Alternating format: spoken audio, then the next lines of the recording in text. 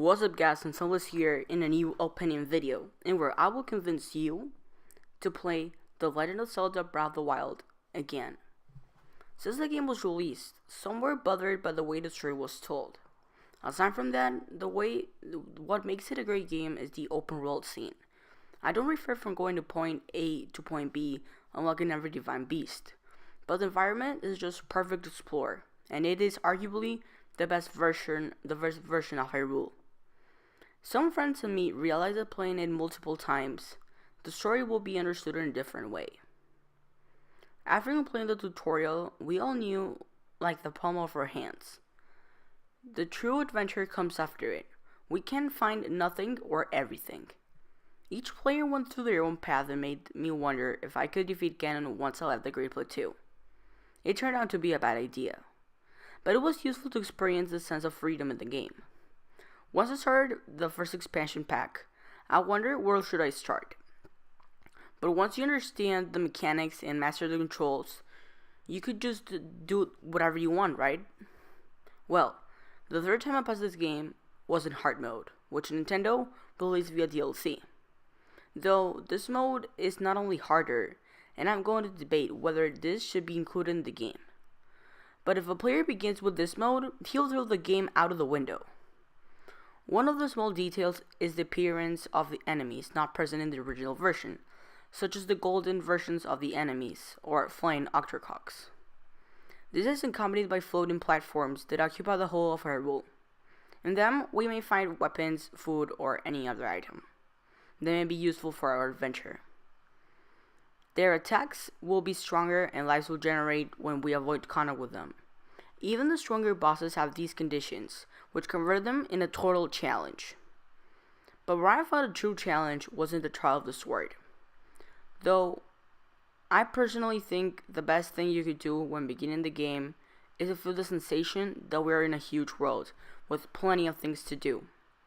Now that we've played the game, we can organize the adventure for better. For example, what you're seeing on screen is the path that I took in my run with the DLC completed, and knowing that travel option is very useful. I run from one point to another in order to activate them all. I also stopped to get Majora's Mask, which make the enemies act like if you were invisible. Though, it completely supposed adventure as it makes it less challenging.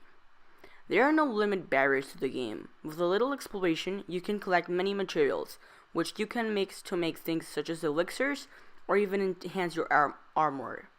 It can also be a good time to experiment with powers.